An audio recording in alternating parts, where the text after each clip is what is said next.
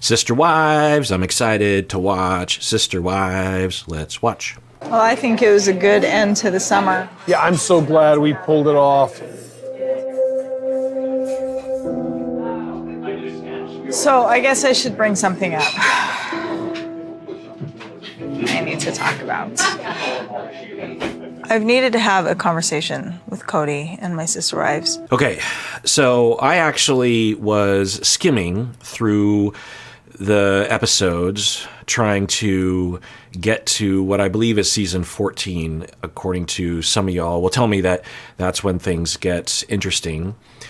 And I was not intending on reacting, and I got to this scene, so I know it has to do with catfishing, but that's all I know. I don't know any of the details. I don't know if it's true or not. I just saw these little snippets and I was like, oh, I can't skim this episode. I need to mark it and come back with a proper shirt on and and lights and everything. And by the way, I don't know if you could see this right here. It looks like there's like a notch. That's not on purpose. I'm not returning to the New Kids on the Block days. I had a haircut yesterday. Thanks for noticing. Or was it today? Anyway, I always ask her at the behest of my wife to trim my eyebrows. And I don't know if she caught something there or something, but it looks like something happened, you know? Or maybe it was always there. As I don't know, I just don't want to alarm people thinking that my face is falling off bit by bit. But anyway, so let's watch this. And by the way, I've been taking notes and a lot of things have been happening. Like Dayton had surgery, one of the daughters moved out, a lot of business stuff. Christine fights with Ken. There's a fight with Christine and Cody, but they kind of worked it out. There's some, Christine's mom moves in, Janelle is in therapy, anthropology students hang out for 4 days with the family conducting research. The professor that's involved seemed problematic. I've done and studied qualitative research, like the kind of research that they are doing, I'm assuming, and there were some problems that if I were in charge or if I was there, I'd be like, whoa, professor, you are actually, because the idea with anthropological research and a lot of psychological qualitative research is that you want to really examine your own biases before researching, because it's going to affect everything. It's going to affect the way that you ask questions or the way that you're filtering everything as you're gathering information. Plus, it can put people off and make them not really act the way they normally would act. So the professor seemed to exhibit some problems there, problems that the students didn't seem to really exhibit. So it made me wonder if it was even a legit study by the university or if it was just kind of thrown together. I don't know. Then she got a divorce, Mary, and they really teased it like she was divorcing and leaving the family. But it was just, according to her, a legal thing of having it, because, you know, she's the one that got married first to Cody, and so she has the legal marriage, and she wanted Cody to be able to adopt the kids. So she volunteered herself and said, I will get divorced just legally, and that's all that it is. She was very clear about that. It's just a legal thing, so that Robin and Cody can be officially married by the law so that Cody can adopt the kids. Because apparently Robin's former spouse and the father of the kids has been distant and cut off or something, and also not paying child support or something. And so there's that. And there were scenes with Robin's kids about whether or not they want to get adopted. And, you know, it was all fairly sweet looking, but I also kind of worried about the kids. I always worry that the kids aren't really being asked if they want to do things, and they're verbatim being asked the question, but the kids know that they can't say no, they have to say yes. So I don't know. But I'm going to assume that, or I'm going to hope that it's all in the up and up. So I'm really curious as to what is going to, because this is the first like reality TV show moment in the show. Because up until this point, it's all just kind of regular life. So this is like the first juicy moment, and it's a very juicy thing, because it's like, wait, so you were cheating and You were catfished? What's happening? Maybe I should start talking.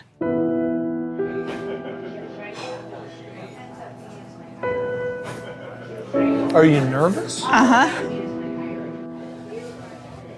I hate bringing it up because, we're talking about like happy things. We're talking about the kids. We're talking about Madison. We're talking about this fabulous trip that. Yeah. Again, if this is catfish, and maybe they did another. I actually wrote in my notes about the divorce. I said bait and switch shenanigans because the editors were absolutely doing shenanigans, editing by making it look like Mary was going to leave the family, going to get a divorce. They edited it in such a way, and the music and everything, and then when it comes out, it's just like, no, it's just her gift to Robin and the kids, and she doesn't care. And she's still absolutely spiritually and practically married to Cody. Anyway, so I don't know if that's happening here, but if she legit was catfished, then not only was she catfished, but she also was cheating, right? So, We've been on. Yeah, this is really that bad.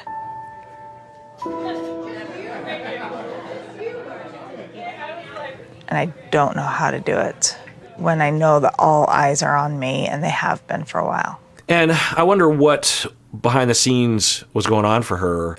Had she considered not talking about it at all on camera? Because these individuals, contrary to other reality TV show cast members, seem particularly careful about what they reveal on camera. And I don't know if they have conversations off camera about what to talk about and what not. I feel like they all just kind of basically understand where the line is, and they tend to draw the line fairly conservatively, meaning that they all agree that if they're going to get into sex talk or other kinds of personal things, like who's the favorite or even the quality of the relationship that they have with Cody, they seem extremely reticent to mention it. So for her to say this, I think, is a real departure from that. I wonder if it's even a cry for help. I don't know. I don't think you guys. Okay. So you all know it's no surprise that I've been struggling with stuff lately. I mean, you guys all know I don't know if it has anything to do with the fact that, like, when Mariah left. Right. I'll stop yammering, but just to catch you up, Mariah, her one and only child, left, graduated, went to college, and she is now empty nester, whereas the other sister wives all have a good number of kids. I will say that a lot of them are, getting up there in age, and there's been a few that have graduated thus far. And so for Mary, she's really having to reevaluate things. And I think it's throwing her emotionally into a tailspin a bit, because I think there's a lot of things. Well, what I'll say is that when empty nest is about to happen, your sort of peri-empty nest, if you will, there's a frequent occurrence where parents, will reevaluate things. It's somewhat akin to what people say is a midlife crisis, which research shows that's not a thing, meaning that crises can happen at any point. But it is common for people around the time of the empty nest that parents are suddenly like, okay, well, now what? Or where am I? What have I been putting on the back burner this whole time? Is it me? Is it our marriage? Is it my health? Is it what? What is it? And I think that she was going through that, and it kind of looked like to me that she was wondering if she wanted to be involved with Cody or if she felt fulfilled, because you could imagine that, right? That for her, she's like, okay, well, now that Mariah's gone, she's at another, I think out of state actually. Now all I have is Cody and I have to share him. I only see him 1/4 of the time. And even those times he's potentially stressed out about things. Not every time, not every day is Cody going to be at his best. So it kind of looked like that to me, but I don't know. I don't know if I'm just reading into it. It's a couple doing it together. But in a plural situation, that's not the case. I'm in this place where I just feel alone, isolated, lonely. I don't feel like anybody else in the family can even relate. Yeah, they couldn't. Even Cody wouldn't be able to relate, right? Cody has 17 children, and maybe 3 or 4 of them have moved out. So he is far from empty nesting himself, right? And yeah, they're not going to be able to relate. That doesn't mean that she can't connect, but she's always, it's hard for me to know what they're like day to day, but if I were to characterize her attachment style, meaning the way that she tends to seek closeness and react to worries of rejection, is to be accommodating and to be the bigger person. She seems to, at times, try to take care of other people, in a sense, and put herself in the back burner. She doesn't tend to rock the boat at all. Yeah, I would say she's the least likely to rock the boat among all the 4 sister wives, particularly in compared to Christine. I mean, Janelle also has a hard time rocking the boat, but I think that Janelle, just below the surface, is she's angry, I think, just below the surface. Whereas for Mary, I don't know if she takes care of herself. So yeah, she could be very isolated. It sounds isolating, sounds real lonely, and that can happen when, even if you have a loving marriage and your kids, and I say peri emptiness because it's around the emptiness. It's not just after the kids move out. It can be when your kids enter high school, because when they enter high school, they often have a lot of activities. They're emotionally sometimes less involved.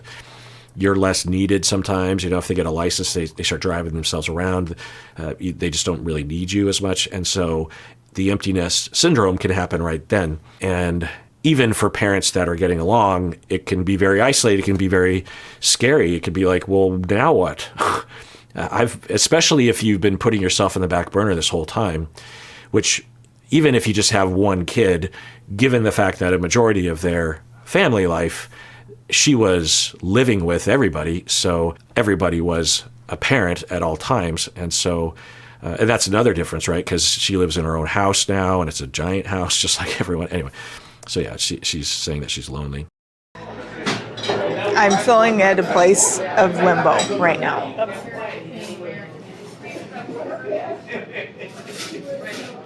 I don't know what I need to do. I will give thumbs up to everyone for just listening, because she's really beating around the bush. But it would be tempting for any one of them, I think particularly for Cody and Christine, to interject and be like, what are you talking about? Are you talking, and they're just like, because they probably have that impulse, and they're just like, okay, let's just wait this out. This episode is sponsored by BetterHelp. So it's time for Thanksgiving. And in my family, we always have a really big Thanksgiving. My dad always gets us into a circle before dinner, and we hold hands, and we each give thanks for things in our lives. And afterwards, I always feel really uplifted. Research has actually shown that giving gratitude is associated with a lot of positive mental health outcomes, and also with positive health benefits like improved sleep and improved immune system. Therapy can be a great place to explore our gratitude. There are likely positive aspects of ourselves that we don't see that a therapist can help us to discover, and then we can have gratitude even for things about ourselves. Well, one place you can find a therapist is at BetterHelp. If you're thinking of starting therapy, it's definitely worth giving a try. So let the gratitude flow with BetterHelp. Visit BetterHelp.com/Kirk today to get 10% off your first month. That's BetterHelp, HELP.com/Kirk. That's what I'm saying. I'm going to be doing something, but I don't know what it is that I need to do. I wake up in the mornings and I turn the music on in my house so that I can have some noise. Because it's just quiet. It's lonely.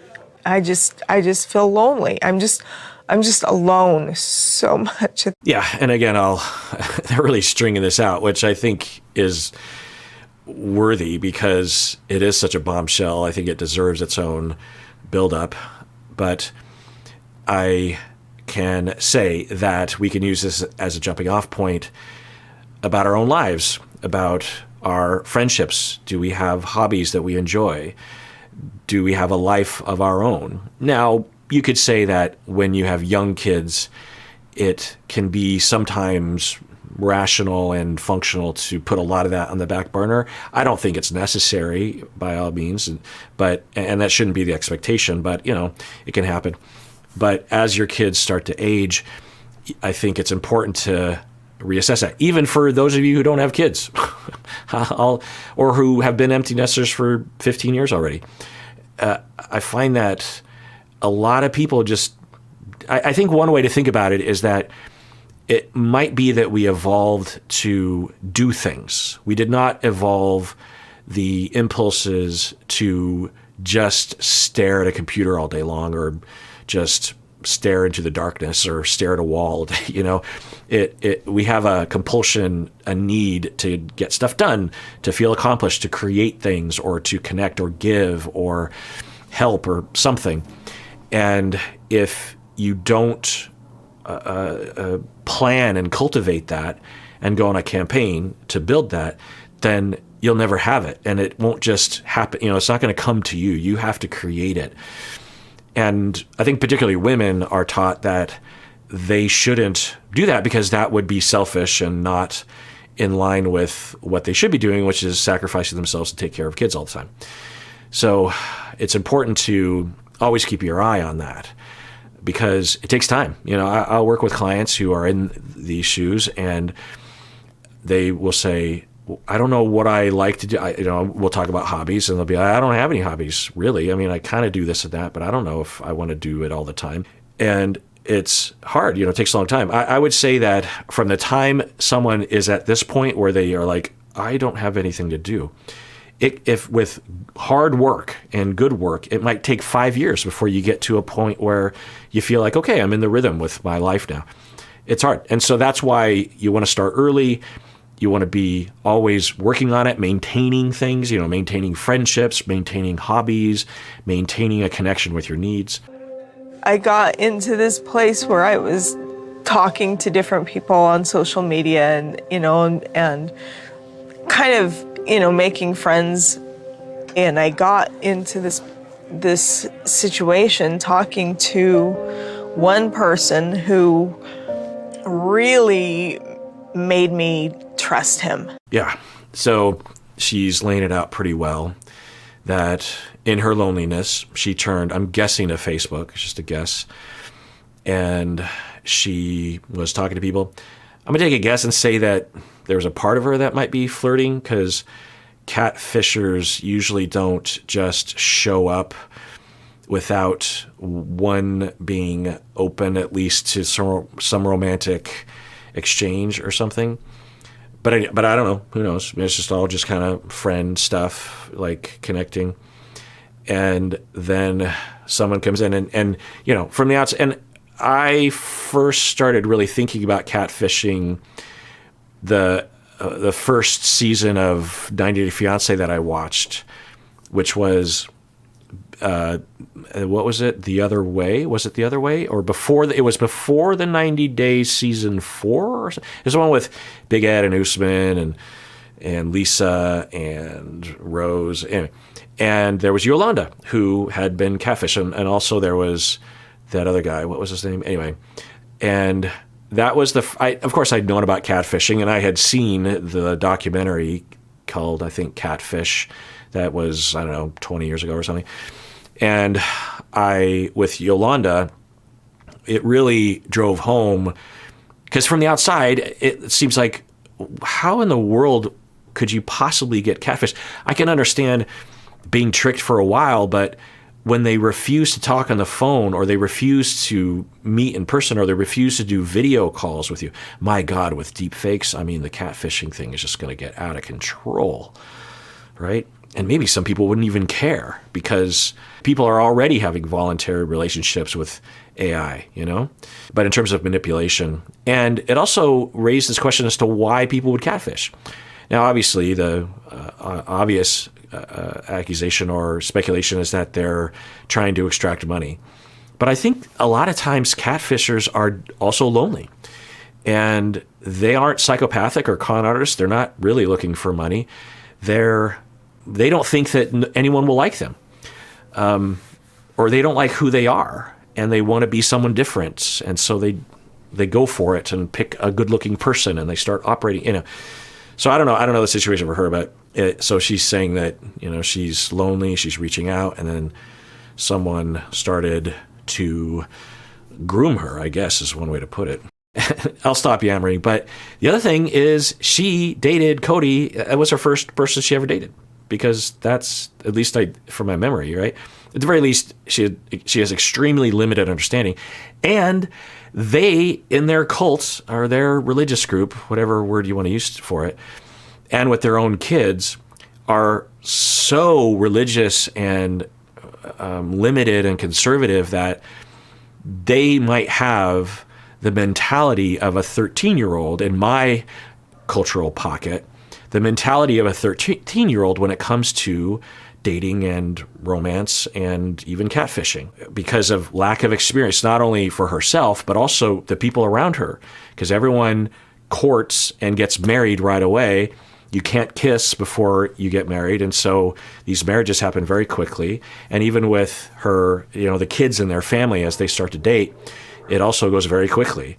So she might have no idea how these things work in particular. Compassionate and understanding, and I trusted him. And again, I'll stop yammering, but that part of it just breaks your heart, right? That she needed that so much, because of course she did. I mean, even if Cody was a very good polygamist husband, it would only be 1/4 of a very good polygamist husband. Just imagine, and I'll just think about myself. If I had 1/4 of my wife's life and attention and love, that would be 75% shitty. We kind of just started talking online, and I laughed.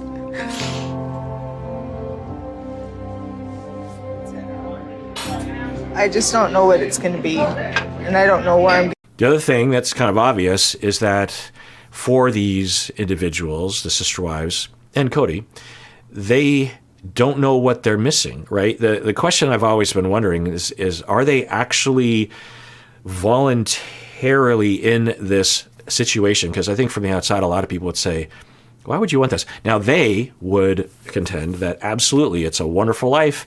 It has all these benefits. You don't have to deal with your husband all the time. And you get all these sister wives and this togetherness and family. And I could see that, I could see I was raised in a large family, 4 kids. I mean, that wasn't necessarily that large back in the day, but it's large by today's standards. And it was very dynamic. The friends would come, we would never lock the door. People would come in and out all day long, and there'd just be a lot of activity. My mom had a daycare in the house, so kids were there all day long, Monday through Friday, and the parents would be coming in and out. And it was just a lively, fun, I have a big extended family, cousins and aunts and uncles and grandparents and everything. And so I really enjoy that. It's almost Thanksgiving, and that time is great, and there's 30 of us, 25 of us, 35 of us or something that always get together every Thanksgiving. And, it's so I could see that appeal. But the question that I've been wondering is, how can they possibly voluntarily make that choice if they're in a cult? Or at the very least, they've been limited in terms of what they even know about or what their options seem to be, right? And if they've been propagandized to about what the opposite is, which you can imagine would be true. So do they really want this? If they really understood the options, do they really want this? And so it's possible that we're seeing the cracks in the foundation, because for her, there's nothing wrong. Look at Christine's face. It's like, what's happening? Because everything's going well. There's little issues here and there, like business stuff and occasionally a little bit of distance with Cody, but everything is working according to plan. And then as soon as someone comes along and makes her laugh and pays attention to her, I mean, just imagine that, the catfisher, available all day long throughout the day, kind, attentive, interested. It would be intoxicating. I'm gonna go, and I just don't know what I'm gonna do right now. So, well, don't be surprised if I just up and am gone. Well, you gotta at least give us like a warning. Well, or just like let us know where you're. Wait, is this a scene where she tells them? But anyway, okay, so she's at this moment saying, don't be surprised if I'm up and gone. That's interesting that's what she's leading with. If I was to take a guess, I would say that I wonder if the divorce thing was in part secretly her wanting to transition away, which you could imagine. I mean, I've always figured that they would want that, but that's just my cultural assumption, you know? And up until now, I mean, we're on season 9, so, and, you know, she's been with Cody for 20-something years, so what do I know? But, okay, so she's telling them, I'm struggling, and things have been hard, and don't be surprised if I'm up and gone. I was like, what are you saying? Yeah, and you know, people will do that, and plus for these folks, they probably have no language for their needs, but also like, I feel like I might not want to be married to you all anymore. You know, there's not a language for that because there's not a protocol, because I think it's considered to be one of the biggest sins you could possibly commit. You're at least we won't bother you, but I mean, like, we want to know you're safe. We want to know you're okay. We all know that Mary's had a rough couple of months just from watching her behavior. She'll come to family things as little as she can. And even when we work together, she's really detached and is on her phone a lot. So I don't know what to do. Okay. Christine, ever the truth teller, she seems to be the most authentic person in interviews and on camera. I think despite her intentions otherwise, I think. And so she's telling us that she was noticing she wouldn't necessarily come to family functions. I mean, on one hand, it's like, well, she doesn't have any kids anymore, but I'm pretty sure that doesn't matter to the religion and to the dogma. It's like, once you're in, you're in. It doesn't matter if you have kids or not, or kids living at home or not. But anyway, and she's saying she's on her phone a lot. Okay. Just doing that isn't fair. Mary at one point said, don't be surprised if one day you find me gone. And my first gut reaction was one of like, what, you're just gonna run away? Yeah, I guess that is what she's saying. Don't be surprised. I mean, maybe it's metaphor, which I imagine it is. Although I could see, given Mary's way, I could see her avoiding to such an extent that she would, you know, it's like the other day I was at a party, and I don't normally do this, but it was kind of a chaotic situation. The venue was chaotic, and I was ready to go, and I was tired. I didn't sleep well the night before, so Stacy, we were both there, and I was like, okay, you're ready to go. And these were my people; they weren't Stacy's people, and so, you know, normally I would go do the rounds and say goodbye, but it was at a venue, it was at a movie theater actually that was being rented, and it would have been really hard to kind of navigate. And plus, a lot of people were in conversations with people I didn't necessarily know that well, and I didn't want to interrupt, and I don't know, I just kind of wanted to go. And I knew the hosts of the party so well that I knew that they wouldn't have their feelings hurt if I just bolted, you know, because I was going to see them soon anyway. It wouldn't have mattered. And so I was tired. It's like, let's just go. And I don't normally do that.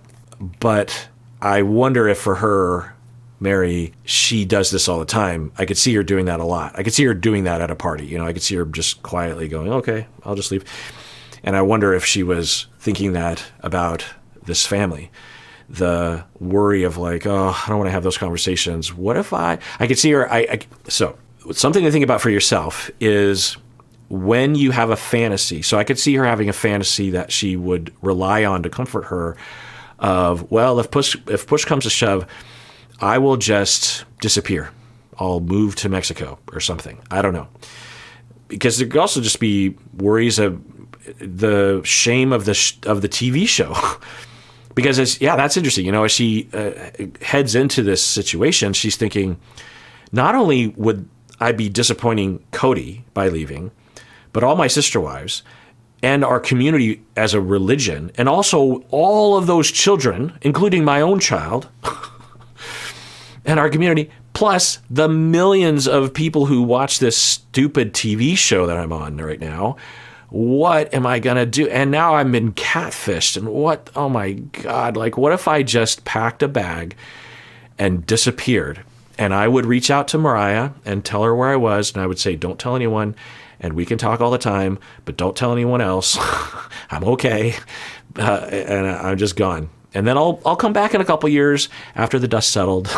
I can totally imagine. So for yourself, if you have a fantasy now, or you've had a fantasy in your life, that is often an indication of what you need and where you're at. And it illuminates a situation that you need to take a look at. So for me, when I was in my master's program 30 years ago, I would have this fantasy about becoming a monk in the mountains, and I would just eschew all of my possessions and, live off the grid. I mean, it was a ridiculous notion because I would probably die. I'm not a wilderness rough it sort of person. I don't even like camping. But I thought about it all the time. I thought there's probably some monastery in Tibet somewhere that would take me, and I could just wear the same robe every day, and I would pray to the clouds, and I wouldn't have any possessions, and no one would be able to contact me, and I could just, that just sounds so nice. Then when I graduated and my finances started to get a little better, I stopped having that intrusive thought. I stopped having that fantasy. So I'm wondering if she's illuminating a fantasy that she's had. All right. Well, let's adjourn there. Everyone out there, please take care of yourself because you deserve it. You really, really do.